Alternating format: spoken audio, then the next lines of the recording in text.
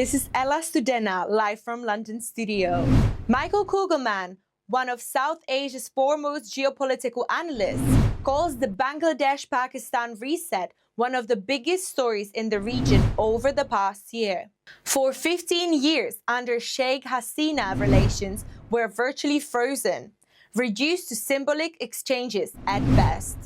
Now, with Hasina's fall and a shifting political landscape ahead of Bangladesh's February elections, ties are experiencing a dramatic thaw, signaled most clearly by Ishaq Dar's landmark visit to Dhaka, the first by a Pakistani foreign minister in 13 years.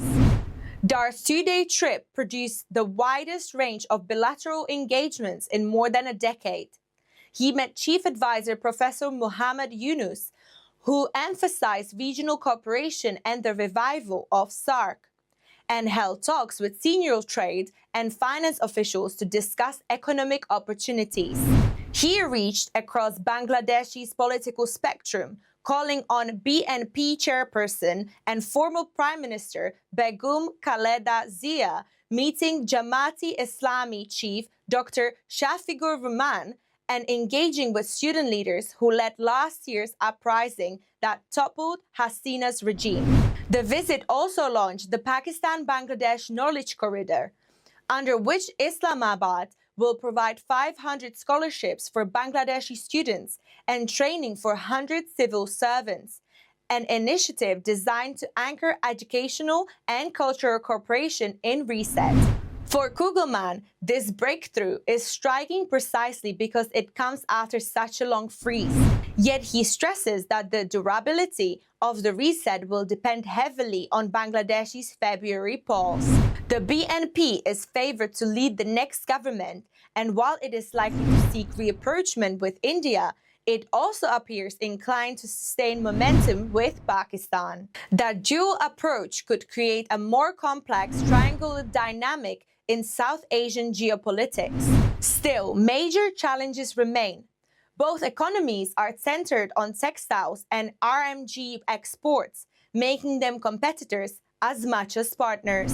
Geography limits deeper integration, and the shadow of 1971 continues to loom large, with Bangladesh still pressing for a formal Pakistani apology. Kugelman notes, however, that new messaging from both sides suggests a readiness to move past entrenched grievances. He argues that the most promising foundation lies in people-to-people ties, which he calls the sweet spot of the relationship, low-hanging fruit that can withstand political turbulence and steadily build trust. Cultural exchanges, student programs, and civil service training are already emerging as durable pillars of the new partnership. The agreement signed in Dhaka, along with the decision to revive the Joint Economic Commission later this year, show that both governments are serious about institutionalizing progress. Kugelman cautions that history and structural obstacles cannot be ignored, but he acknowledges that the political will to reset relations has rarely been stronger.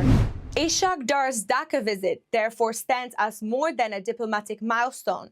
It is the clearest signal yet that Pakistan and Bangladesh are prepared to move beyond decades of hostility, with people-to-people ties driving a cautious but potentially transformative new chapter. Stay tuned for more updates on this story. Keep watching Ocean News.